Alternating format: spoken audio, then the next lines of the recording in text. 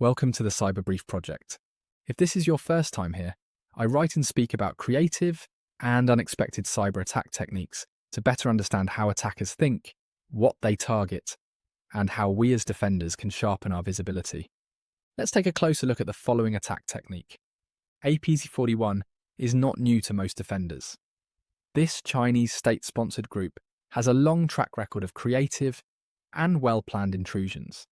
But what stood out in this campaign wasn't the technical complexity of the malware.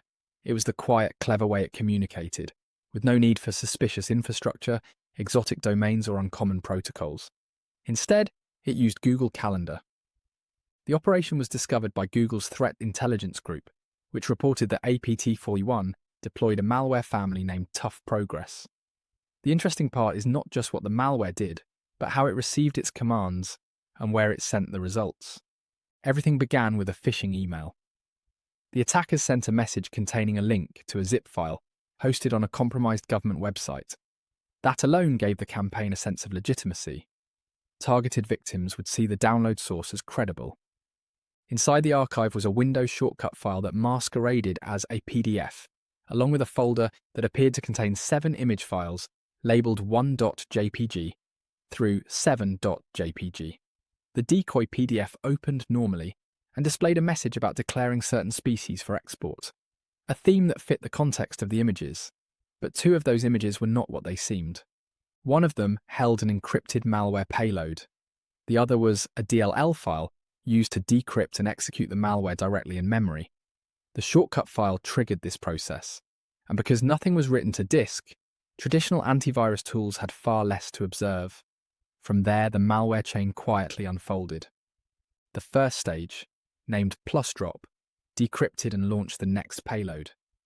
The second stage, +inject, used a technique called process hollowing to inject malicious code into a legitimate Windows process, specifically svchost.exe.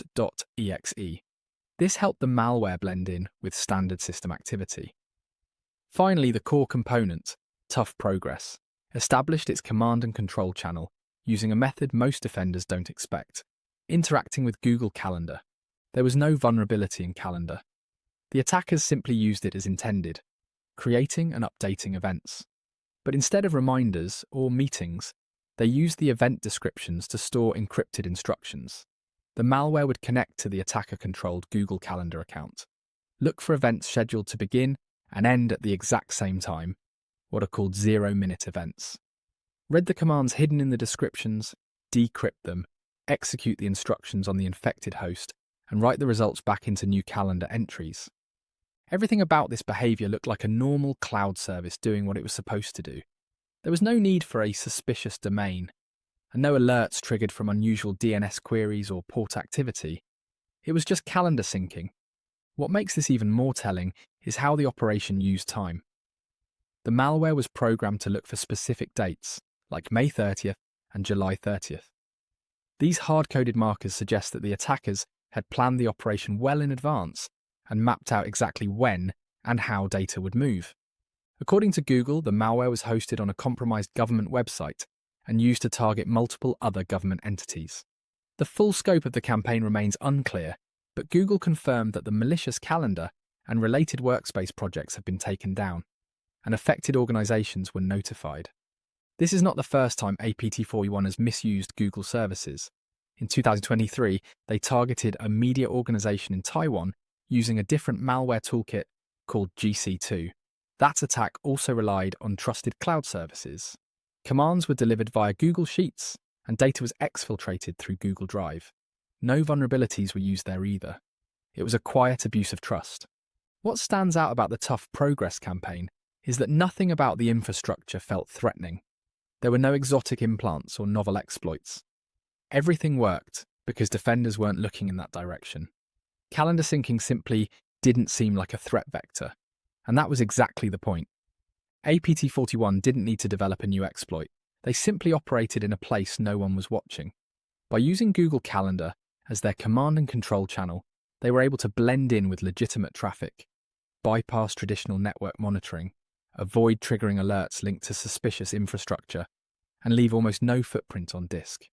The combination of memory-only execution legitimate process abuse, and cloud-native communication gave them a stealthy, durable presence inside the network.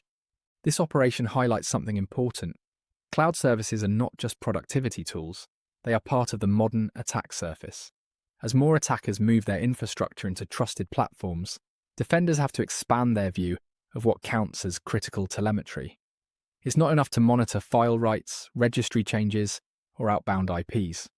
We have to pay attention to how legitimate tools can be turned into covert channels. APT-41 didn't break into Google Calendar.